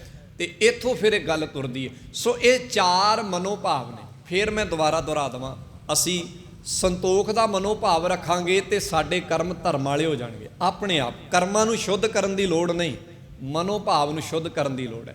ਜੇ ਸਾਡਾ ਮਨੋਭਾਵ ਗੁਰਦੇਵ ਕਹਿੰਦੇ ਨੇ ਜੱਤ ਦਾ ਹੋਏਗਾ, ਤੇ ਸਾਡੇ ਅੰਦਰ ਆਚਰਣ ਉੱਚਾ ਆਪਣੇ ਆਪ ਹੀ ਹੋ ਜਾਏਗਾ, ਸਾਡਾ ਕਰੈਕਟਰ ਆਪਣੇ ਆਪ ਹੀ ਉੱਚਾ ਹੋ ਜਾਏਗਾ। ਜੇ ਸਾਡਾ ਮਨੋਭਾਵ ਤਪਦਾ ਹੈ, ਮਿਹਨਤ ਦਾ ਹੈ, ਤਾਂ ਮਿਹਨਤ ਵਿੱਚੋਂ ਆਪਣੇ ਆਪ ਹੀ ਸਾਨੂੰ ਕੁਝ ਵੰਡਣ ਦੀ ਜਾਚ ਆ ਜਾਏਗੀ। ਸਾਨੂੰ ਕਿਸੇ ਕਹਿਣ ਦੀ ਲੋੜ ਨਹੀਂ ਕਿ ਫਲਾਣੀ ਚੀਜ਼ ਵੰਡ, ਆਪਣੇ ਆਪ ਹੀ ਮਿਹਨਤੀ ਬੰਦੇ ਦੇ ਅੰਦਰ ਵੰਡਣ ਦਾ ਭਾਵ ਪੈਦਾ ਹੋ ਜਾਏਗਾ। ਤੇ ਅਗਲੀ ਗੱਲ ਜਿਹੜੀ ਗੁਰਦੇਵ ਨੇ ਕਹੀ, ਕਹਿਣ ਲੱਗੇ ਜੇ ਮਨੋਭਾਵ ਤ੍ਰਿਸ਼ਨਾ ਦਾ ਹੋਇਆ ਤੇ ਉਹਦੇ 'ਚੋਂ ਝੂਠ ਆਪਣੇ ਆਪ ਹੀ ਪੈਦਾ ਹੋ ਜਾਣਾ, ਪੈਦਾ ਕਰਨ ਦੀ ਲੋੜ ਨਹੀਂ ਪੈਣੀ, ਕਿਉਂਕਿ ਤ੍ਰਿਸ਼ਨਾ ਨੂੰ ਪੂਰਾ ਕਰਨ ਲਈ ਝੂਠ ਬੋਲਣਾ ਹੀ ਪੈਣਾ, ਉਹ ਤੋਂ ਬਿਨਾਂ ਤ੍ਰਿਸ਼ਨਾ ਪੂਰੀ ਨਹੀਂ ਹੋਣੀ। ਇਹ ਚਾਰ ਮਨੋਭਾਵ ਇੱਥੇ ਦੱਸੇ। ਪੰਜਵਾਂ ਮਨੋਭਾਵ ਗੁਰਦੇਵ ਨੇ ਇਸ ਸ਼ਬਦ 'ਚ ਦੱਸਿਆ ਸੀਗਾ, ਜਿਹੜਾ ਅਸੀਂ ਕੱਲ੍ਹ ਵਿਚਾਰਿਆ ਸੀਗਾ, ਬੱਧਾ ਚੱਟੀ ਜੇ ਭਰੇ ਨਾ ਗੁਣ ਨਾ ਉਪਕਾਰ। ਜੇ ਮਨੋਭਾਵ ਬੱਧਾ ਚੱਟੀ ਦਾ ਵੀ ਮਜਬੂਰੀ ਵਸ ਬੈਠੇ ਆ, ਕੋਈ ਵੀ ਕੰਮ ਹੈ, ਮੰਨ ਲਓ ਮੈਂ ਇੱਥੇ ਬੈਠਾ, ਮੈਂ ਕਥਾ ਕਰ ਰਿਹਾ, ਜੇ ਮੈਂ ਮਜਬੂਰੀ ਵਸ ਕਰ ਰਿਹਾ ਨਾ, ਤੇ ਇਹ ਕਥਾ ਨਾ ਮੇਰੇ 'ਚ ਗੁਣ ਪੈਦਾ ਕਰ ਸਕਦੀ ਹੈ ਤੇ ਨਾ ਤੁਹਾਡੇ 'ਤੇ ਕੋਈ ਪਰਉਪਕਾਰ ਕਰ ਸਕਦੀ। ਮੈਂ ਆਪਣੇ ਤੋਂ ਗੱਲ ਕਹਿਣਾ, ਜੇ ਮੈਂ ਮਜਬੂਰੀ ਵਸ ਬੈਠਾ ਕਿ ਅੱਧਾ ਘੰਟਾ ਟਪਾਉਣਾ ਹੀ ਹੈ, 40 ਮਿੰਟ ਪਾਰ ਕਰਨਾ ਹੀ ਨੇ, ਤਾਂ ਸਮਝ ਲਓ ਨਾ ਇਹਦਾ ਮੈਨੂੰ ਲਾਭ ਹੋਏਗਾ ਤੇ ਨਾ ਹੀ ਤੁਹਾਨੂੰ, ਨਾ ਮੇਰੇ ਲਈ ਇਹ ਗੁਣ ਹੈ, ਨਾ ਤੁਹਾਡੇ ਲਈ ਇਹ ਪਰਉਪਕਾਰ ਹੈ। ਤੁਸੀਂ ਸਤ ਸੰਗਤ 'ਚ ਬੈਠੇ ਹੋ, ਤੁਸੀਂ ਇਹ ਕਰਮ ਕਰ ਰਹੇ ਹੋ, ਤੇ ਜੇ ਮਜਬੂਰੀ ਵਸ ਹੈ ਕਿ ਜਾਣਾ ਹੀ ਜਾਣਾ ਹੈ, ਜੇ ਨਾ ਗਏ ਤੇ ਕੋਈ ਕੀ ਆਖੇਗਾ, ਕੋਈ ਕੀ ਕਹੇਗਾ, ਤਾਂ ਸਮਝ ਲਓ ਇਹਦੇ 'ਚੋਂ ਨਾ ਤੁਹਾਡੇ ਵਾਸਤੇ ਗੁਣ ਪੈਦਾ ਹੋਏਗਾ, ਨਾ ਕਿਸੇ ਦੂਜੇ ਵਾਸਤੇ ਪਰਉਪਕਾਰ ਪੈਦਾ ਹੋਏਗਾ। ਭਾਵ ਹਰ ਇੱਕ ਕਰਮ ਜਿਹੜਾ ਹੈ ਉਹਦੇ ਨਾਲ ਇਹ ਮਨੋਭਾਵ ਜੁੜਦਾ ਹੀ ਜੁੜਦਾ ਹੈ, ਉਹ ਕੋਈ ਵੀ ਹੋਏ। ਸੋ ਗੁਰਦੇਵ ਨੇ ਇਸੇ ਕਰਕੇ ਅਗਲੇ ਸ਼ਬਦ 'ਚ ਇਹਦੀ ਹੋਰ ਵਿਆਖਿਆ ਕੀਤੀ। ਕਹਿੰਦੇ ਮਨ ਹੱਠ ਤਰਫ ਨਾ ਜੇ ਪਈ। ਕਹਿੰਦੇ ਮਨ ਹੱਠ ਨਾਲ ਪਾਸੇ ਨਹੀਂ ਜਿੱਤੇ ਜਾ ਸਕਦੇ। ਤਰਫ ਕਹਿੰਦੇ ਪਾਸਾ। ਇੱਕ ਖੇਡ ਹੁੰਦੀ ਸੀ ਪਹਿਲਾਂ ਆਪਣੇ ਪੰਜਾਬ 'ਚ, ਲੋਕੀ ਖੇਡਦੇ ਸਨ, ਉਹਨੂੰ ਪਾਸੇ ਵੀ ਕਹਿੰਦੇ ਸਨ, ਚਾਣਾ ਵੀ ਕਹਿੰਦੇ ਸਨ, ਤੇ ਕਈ ਉਹਦੇ ਹੋਰ ਨਾਮ ਕੌਡੀਆਂ ਵੀ ਕਹਿੰਦੇ ਸਨ ਉਹਨੂੰ। ਕਈ ਥਾਵਾਂ ਤੇ ਉਹਨੂੰ ਚਾਣਾ ਕਹਿੰਦੇ ਸਨ, ਕਈ ਥਾਵਾਂ ਤੇ ਉਹਨੂੰ ਕੌਡੀਆਂ ਕਹਿੰਦੇ ਸਨ। ਬਾਣੀ 'ਚ ਉਹਦਾ ਜ਼ਿਕਰ ਪਾਸਾ ਆਇਆ। ਪਾਸੇ ਦਾ ਮਤਲਬ ਇਸ ਤਰ੍ਹਾਂ ਸੁੱਟਦੇ ਹੁੰਦੇ। ਜੇ ਤੁਸੀਂ ਮਹਾਭਾਰਤ ਸੀਰੀਅਲ ਵੇਖਿਆ ਹੋਵੇ ਤਾਂ ਉਹਦੇ 'ਚ ਸ਼ਗੁਨੀ ਨੂੰ ਦੇਖਣਾ, ਉਹ ਹੱਥ 'ਚ ਕੋਈ ਚੀਜ਼ਾਂ ਰੱਖਦਾ ਤੇ ਉਹ ਇਸ ਤਰ੍ਹਾਂ ਸੁੱਟਦਾ, ਫਿਰ ਉਹ ਪਾਸੇ ਦੇ ਹਿਸਾਬ ਨਾਲ ਕੌਰਵਾਂ ਨੂੰ ਦੱਸਦਾ ਕਿ ਤੁਸੀਂ ਜਿੱਤਦੇ ਜਾਂ ਹਾਰਦੇ ਆ। ਉਹ ਇੱਕ ਖੇਡ ਸੀ ਜਿਹੜੀ ਪੰਜਾਬ 'ਚ ਖੇਡੀ ਜਾਂਦੀ ਸੀ। ਉਹਦੀ ਉਦਾਹਰਨ ਗੁਰੂ ਲੇਵ ਨੇ ਲਈ। ਕਹਿੰਦੇ ਜਿਹੜਾ ਪਾਸਾ ਹੈ ਨਾ, ਜਿਵੇਂ ਉਹ ਪਾਸੇ ਵਾਲੀ ਖੇਡ ਹੈ, ਉਹ ਮਨ ਹੱਠ ਨਾਲ ਨਹੀਂ ਜਿੱਤੀ ਜਾਂਦੀ, ਉਹ ਦਿਮਾਗ ਨਾਲ ਜਿੱਤੀ ਜਾਂਦੀ, ਸਹਿਜ ਨਾਲ ਜਿੱਤੀ। ਜਿਵੇਂ ਜੇ ਐਵੇਂ ਕੌਡੀਆਂ ਸੁੱਟ ਦਿੱਤੀਆਂ ਕਿ ਚੱਲ ਜਿੰਨਾ ਆ ਗਿਆ ਵੇ, ਤਾਂ ਉਹ ਬੰਦਾ ਜਿੱਤਦਾ ਨਹੀਂ, ਉਹ ਹਾਰ ਜਾਂਦਾ ਹੈ। ਅਤੇ ਜਿਹੜਾ ਖੇਲਣ ਵਾਲਾ ਹੁੰਦਾ ਬੜੇ ਸਹਿਜ ਨਾਲ ਸੁੱਟਦਾ, ਅਤੇ ਜਿੰਨੀਆਂ ਕੌਡੀਆਂ ਵਧੇਰੇ ਇੱਕ ਪਾਸੇ ਰਹੀਆਂ, ਓਨਾ ਹੀ ਉਹਦੀ ਜਿਹੜੀ ਵਿੱਚ ਚੱਲਣ ਵਾਲੀ ਉਹ ਚੀਜ਼ ਹੈ, ਜਿਹਨੂੰ ਉਹ ਗੀਟੀਆਂ ਕਹਿੰਦੇ ਸਨ ਜਾਂ ਕੁਝ ਕਹਿੰਦੇ ਸਨ, ਉਹ ਗਾਂਹ ਤੁਰਦੇ। ਅੱਜ ਇਹਦਾ ਸਿਖਰਲਾ ਰੂਪ ਹੈ ਸ਼ਤਰੰਜ। ਕਦੀ ਤੁਸੀਂ ਟੀਵੀ 'ਚ ਸ਼ਤਰੰਜ ਦੀ ਖੇਲ ਨੂੰ ਵੇਖਿਓ, ਉਹ ਬੰਦੇ ਬੜੇ ਸਹਿਜ ਨਾਲ ਖੇਡਦੇ ਨੇ, ਬੜੇ ਟਿਕਾਅ ਨਾਲ। ਦੁਨੀਆ 'ਚ ਸਭ ਤੋਂ ਔਖੀ ਖੇਡ ਹੈ ਸ਼ਤਰੰਜ, ਸਭ ਤੋਂ ਔਖੀ, ਅਤੇ ਦਿਮਾਗ ਦੀ ਖੇਡ ਹੈ। ਗੁਰਦੇਵ ਕਹਿੰਦੇ ਮਨ ਹੱਠ ਨਾਲ ਤੂੰ ਪਾਸੇ ਨਹੀਂ ਜਿੱਤ ਸਕਦਾ, ਮਜਬੂਰੀ ਨਾਲ ਜਿੱਤਿਆ ਨਹੀਂ ਜਾ ਸਕਦਾ। ਜਿਹੜਾ ਕੰਮ ਤੂੰ ਮਜਬੂਰੀ ਨਾਲ ਕਰੇਗਾ ਉਹਦੇ 'ਚ ਜਿੱਤ ਨਹੀਂ ਹੈ, ਹਾਰੇਗਾ ਹੀ ਹਾਰੇਗਾ। ਚਾਅ ਨਾਲ ਕਰੇਗਾ ਤੇ ਜਿੱਤੇਗਾ। ਭਾਰਤ ਦੀ ਧਰਤੀ 'ਤੇ ਇੱਕ ਦਿਹਾੜਾ ਮਨਾਇਆ ਜਾ ਰਿਹਾ ਸਾਰਾਗੜੀ ਦਾ, ਹੈ ਅੰਗਰੇਜ਼ਾਂ ਦੇ ਵੇਲੇ ਦਾ। ਜੰਗ ਜਿਹੜੀ ਹੈ ਉਹ ਅੰਗਰੇਜ਼ਾਂ ਦੀ ਤੇ ਪਠਾਣਾਂ ਦੀ, ਮੁਗਲਾਂ ਦੀ ਹੈ, ਪਰ ਉੱਥੇ ਕੰਮ ਸਿੱਖ ਕਰ ਰਹੇ ਹਨ। ਭਾਵ ਉਹ ਸਾਰਾਗੜੀ ਦੇ ਵਿੱਚ ਜਿਹੜੇ ਲੜਨ ਵਾਲੇ ਹਨ ਉਹ ਸਿੱਖ ਹਨ। ਜਦੋਂ ਤੁਸੀਂ ਉਸ ਜੰਗ ਨੂੰ ਪੜ੍ਹੋਗੇ ਤੇ ਅੰਦਾਜ਼ਾ ਲਾਓ ਕਿ ਉਹ ਸਿੱਖ ਬੇਸ਼ੱਕ ਭਾਵੇਂ ਅੰਗਰੇਜ਼ਾਂ ਦੇ ਵੱਲੋਂ ਲੜ ਰਹੇ ਹਨ, ਪਰ ਉਹਨਾਂ ਦੀ ਲੜਾਈ ਵਿੱਚ ਗੁਣ ਉਹੀ ਨੇ ਜਿਹੜੀ ਲੜਾਈ ਦੇ ਗੁਣ ਚਮਕੌਰ ਦੀ ਗੜੀ 'ਚ ਆਪਾਂ ਵੇਖਦੇ ਹਾਂ, ਜਾਂ ਸਰਸਾ ਨਦੀ 'ਤੇ ਹੋਏ ਲੜਾਈ 'ਚ ਵੇਖਦੇ ਹਾਂ, ਜਾਂ ਸਭਰਾਵਾਂ ਦੀਆਂ ਜੰਗਾਂ ਜਾਂ ਬਾਕੀਆਂ ਜੰਗਾਂ 'ਚ ਵੇਖਦੇ ਹਾਂ। ਉਹ ਥੋੜ੍ਹੀ ਜਿਹੀ ਗਿਣਤੀ ਦੇ ਵਿੱਚ ਹੋਣ ਦੇ ਬਾਵਜੂਦ ਵੀ ਵੱਡੀ ਗਿਣਤੀ ਦੀ ਫੌਜ ਨਾਲ ਲੜ ਕੇ ਜਿੱਤ ਜਾਂਦੇ ਹਨ। ਐਸਾ ਕਿਵੇਂ ਹੈ? ਇਹ ਕੀ? ਕਿਉਂਕਿ ਉਹਨਾਂ ਦੇ ਅੰਦਰ ਇੱਕ ਹੀ ਚੀਜ਼ ਬੈਠੀ ਹੋਈ ਹੈ, ਲੜਨ ਦਾ ਚਾਅ ਹੈ। ਲੜਨ ਦਾ ਕੀ ਹੈ? ਚਾਅ ਹੈ ਕਿ ਅਸੀਂ ਲੜਨਾ ਹੈ। ਤੇ ਦੂਜਾ ਹੈ, ਉਹਨਾਂ ਦੇ ਅੰਦਰ ਇੱਕ ਘਿਰਨਾ ਬੈਠੀ ਹੈ ਕਿ ਜੇ ਪੈਰ ਪਿੱਛੇ ਵਟਾਵਾਂਗੇ ਤੇ ਸਾਡਾ ਗੁਰੂ, ਸਾਡਾ ਪੰਥ ਸਾਨੂੰ ਕੀ ਕਹੇਗਾ। ਇਹ ਘਿਰਨਾ ਬੈਠੀ ਹੋਈ ਹੈ। ਇਸੇ ਕਰਕੇ ਉਹ ਥੋੜ੍ਹੀ ਗਿਣਤੀ ਦੇ ਵਿੱਚ ਵੀ ਇਹ ਚਾਅ ਹੈ। ਇਹ ਚਾਅ ਕਿਤੇ ਵੀ ਹੋ ਸਕਦਾ, ਘਰ 'ਚ ਹੋ ਸਕਦਾ, ਬਾਹਰ ਹੋ ਸਕਦਾ। ਉਹ ਉਸ ਦਿਹਾੜੇ ਨੂੰ ਭਾਰਤ ਵਿੱਚ ਪੂਰੀ ਦੁਨੀਆ 'ਚ ਲੋਕੀ ਮਨਾਉਂਦੇ ਹਨ। ਉਹਦੀਆਂ ਮਿਸਾਲਾਂ ਦੁਨੀਆ ਦੇ ਬਹੁਤੇ ਦੇਸ਼ਾਂ ਦੇ ਸਿਲੇਬਸ ਦੇ ਵਿੱਚ ਉਸ ਸਾਰਾਗੜੀ ਦੇ ਸਾਕੇ ਨੂੰ ਪੜ੍ਹਾਇਆ ਜਾਂਦਾ ਹੈ। ਬੇਸ਼ੱਕ ਭਾਵੇਂ ਸਿੱਖ ਉਸ ਵਕਤ ਅੰਗਰੇਜ਼ਾਂ ਦੇ ਗੁਲਾਮ ਸਨ, ਪਰ ਉਹਨਾਂ ਦੀ ਜਿਹੜੀ ਲੜਨ ਦੀ ਭਾਵਨਾ ਸੀ ਨਾ, ਉਹ ਅੰਗਰੇਜ਼ਾਂ ਵਾਲੀ ਨਹੀਂ ਸੀ। ਉਹਨਾਂ ਦੀ ਉਹ ਲੜਨ ਦੀ ਭਾਵਨਾ ਉਹ ਗੁਰੂ ਵਾਲੀ ਸੀ, ਉਹ ਮਰੀ ਨਹੀਂ ਸੀ ਅੰਦਰੋਂ। ਉਸੇ ਭਾਵ ਨਾਲ ਲੜ ਰਹੇ ਸਨ, ਬੜੇ ਚਾਅ ਨਾਲ ਲੜ ਰਹੇ ਸਨ। ਜੇ ਉਹ ਚਾਹੁੰਦੇ ਤੇ ਮੈਦਾਨ ਛੱਡ ਕੇ ਵੀ ਭੱਜ ਸਕਦੇ ਸਨ, ਕਿਉਂਕਿ ਉਹਨਾਂ ਦੀ ਹਾਰ ਥੋੜ੍ਹਾ ਸੀ। ਲੜਾਈ ਤੇ ਅੰਗਰੇਜ਼ਾਂ ਨਾਲ ਹੋ ਰਹੀ ਸੀ, ਪਰ ਉਹਨਾਂ ਨੇ ਇਸ ਚੀਜ਼ ਨੂੰ ਦੇਖਿਆ ਹੀ ਨਹੀਂ। ਉਹਨਾਂ ਆਖਿਆ ਕੱਲ੍ਹ ਨੂੰ ਲੋਕ ਕੀ ਕਹਿਣਗੇ, ਨਾ ਸਾਡਾ ਵੀ ਆਏਗਾ ਕਿਤੇ ਨਾ ਕਿਤੇ। ਸੋ ਖੈਰ, ਜਦੋਂ ਮੈਂ ਉਸ ਜੰਗ ਨੂੰ ਪੜ੍ਹ ਰਿਹਾ ਸੀ, ਉਸ ਜੰਗ ਨੂੰ ਪੜ੍ਹਦਿਆਂ ਮੈਨੂੰ ਇਹ ਗੱਲ ਸਮਝ ਲੱਗੀ ਕਿ ਕਮਾਲ ਦੀ ਗੱਲ ਹੈ, ਸਿੱਖ ਨੇ ਗੁਲਾਮੀ ਦੇ ਵਿੱਚ ਰਹਿ ਕੇ ਵੀ ਆਪਣੇ ਗੁਰੂ ਦੇ ਉਸ ਗੁਣ ਨੂੰ, ਚਾਹ ਵਾਲੇ ਗੁਣ ਨੂੰ, ਜੋ ਤੋ ਪ੍ਰੇਮ ਖੇਲਣ ਕਾ ਚਾਓ, ਖੁਸ਼ੀ ਵਾਲੇ ਨੂੰ ਭੁਲਾਇਆ ਨਹੀਂ। ਜਿਹਨੂੰ ਗੁਰੂ ਸਾਹਿਬ ਨੇ ਬਾਣੀ 'ਚ ਇਉਂ ਵੀ ਆਖਿਆ, ਸੰਤ ਨਾ ਛਾੜੈ ਸੰਤਈ, ਜੋ ਕੋਟਕ ਮਿਲੈ ਅਸੰਤ, ਮੈਂ ਲਾਗਰ ਭਯੰਗਮ ਬੇੜਿਓ, ਤਾਂ ਸ਼ੀਤਲਤਾ ਨਾ ਤਜੰਤ। ਚੰਦਨ ਦਾ ਰੁੱਖ ਸੱਪਾਂ ਨਾਲ ਵੀ ਵਲੇਟਿਆ ਜਾਵੇ ਨਾ ਤੇ ਉਹ ਠੰਡਕ ਨਹੀਂ ਛੱਡਦਾ, ਉਹਦਾ ਗੁਣ ਹੈ।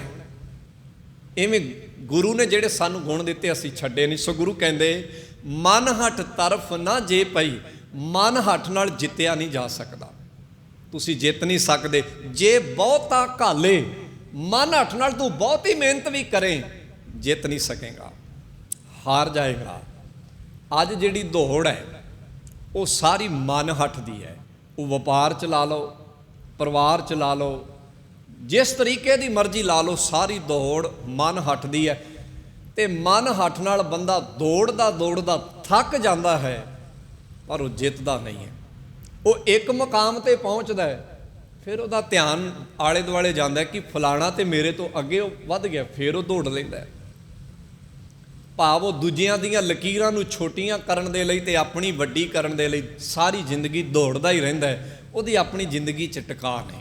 ਸੋ ਮੁੱਕਦੀ ਗੱਲ ਇਹ ਹੈ, ਗੁਰਦੇਵ ਕਹਿੰਦੇ ਮਨ ਹੱਠ 'ਚ ਬੰਦਾ ਮਿਹਨਤ ਕਰਦਾ ਪਰ ਜ਼ਿੰਦਗੀ 'ਚ ਟਿਕਾ ਨਹੀਂ ਆਉਂਦਾ।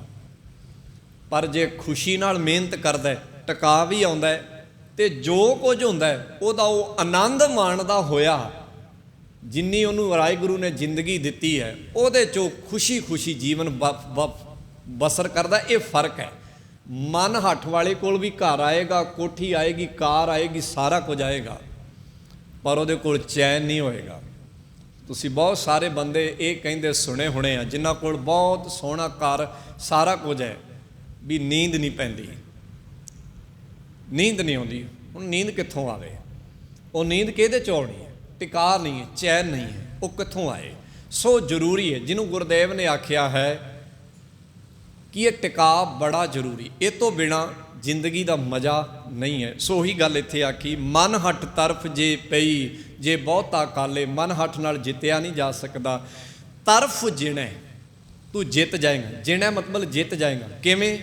ਸਤ ਭਾਉ, ਤੇਰੇ ਅੰਦਰ ਦਾ ਭਾਵ ਕੀ ਹੋਣਾ ਚਾਹੀਦਾ? ਸਤ ਵਾਲਾ। ਸਤ ਦਾ ਭਾਵ ਹੈ ਤੇਰੇ ਅੰਦਰ ਭਾਵ ਹੋਣਾ ਚਾਹੀਦਾ ਕੁਝ ਵੰਡਣ ਦਾ। ਜੇ ਇਸ ਭਾਵ ਨਾਲ ਤੂੰ ਤੁਰੇਗਾ ਕਿ ਮੈਂ ਕੁਝ ਵੰਡ ਕੇ ਜਾਣਾ ਇੱਥੇ, ਉਹ ਭਾਵੇਂ ਗੁਣ ਹੋਣ, ਭਾਵੇਂ ਕਿਸੇ ਲੋੜਵੰਦ ਦੀ ਮਦਦ ਹੋਵੇ, ਜੇ ਵੰਡਣ ਦਾ ਭਾਵ ਹੋਏਗਾ, ਗੁਰਦੇਵ ਕਹਿੰਦੇ ਜਨ ਨਾਨਕ ਸ਼ਬਦ ਵਿਚਾਰੇ। ਪਰ ਇਹ ਸਾਰਾ ਕੁਝ ਸ਼ਬਦ ਵਿੱਚੋਂ ਆਏਗਾ। ਭਾਵ ਇਹ ਸਾਰੀ ਦੇਣ, ਚੰਗੇ ਮਨੋ ਭਾਵ ਜਿਹੜੇ ਹਨ, ਇਹ ਸ਼ਬਦ ਵਿੱਚੋਂ ਸਾਡੇ ਅੰਦਰ ਆਉਣਗੇ। ਤੇ ਜਦੋਂ ਸ਼ਬਦ ਵਿੱਚੋਂ ਸਾਡੇ ਅੰਦਰ ਆਉਣਗੇ, ਸਾਡੇ ਕਰਮ ਆਪਣੇ ਆਪ ਬਦਲਦੇ ਜਾਣਗੇ। ਸੋ ਨਿਚੋੜ ਇਹ ਆ ਗੁਰੂ ਕੇ ਪਿਆਰ ਵਾਲਿਓ, ਸਾਨੂੰ ਕਰਮਾਂ ਨੂੰ ਬਦਲਣ ਦੀ ਲੋੜ ਨਹੀਂ। ਆਮ ਕਰਕੇ ਆਪਾਂ ਘਰਾਂ ਦੇ ਵਿੱਚ ਦੇਖਦੇ ਹਾਂ, ਕੋਈ ਬੱਚਾ ਗਲਤੀ ਕਰੇ ਤੇ ਆਪਾਂ ਉਹਦੇ ਕਰਮਾਂ 'ਤੇ ਜ਼ੋਰ ਦਿੰਦੇ ਹਾਂ ਕਿ ਆਹ ਨਾ ਕਰ। ਪਰ ਗੁਰੂ ਸਾਨੂੰ ਕਹਿੰਦੇ ਨੇ ਕਰਮਾਂ 'ਤੇ ਜ਼ੋਰ ਨਾ ਦੇ, ਮਨੋਭਾਵ 'ਤੇ ਜ਼ੋਰ ਦੇ। ਸੋ ਹੋਈਆਂ ਭੁੱਲਾਂ ਗਲਤੀਆਂ ਦੀ ਖਿਮਾ ਕਰਨੀ। ਅਸੀਂ ਇਸ ਮਨੋਭਾਵ ਨੂੰ, ਜਿਹਦਾ ਜ਼ਿਕਰ ਗੁਰਬਾਣੀ 'ਚ ਹੈ, ਅੱਗੇ ਵੀ ਜਾ ਕੇ ਸਮਝਾਂਗੇ। ਹੋ ਸਕਦਾ ਸਾਡੇ ਮਨੋਭਾਵ ਬਦਲ ਜਾਣ। ਪਿਆਰ ਸਹਿਤ ਕਹਿਣਾ ਜੀ, ਵਾਹਿਗੁਰੂ ਜੀ ਕਾ ਖਾਲਸਾ, ਵਾਹਿਗੁਰੂ ਜੀ ਕੀ ਫਤਿਹ।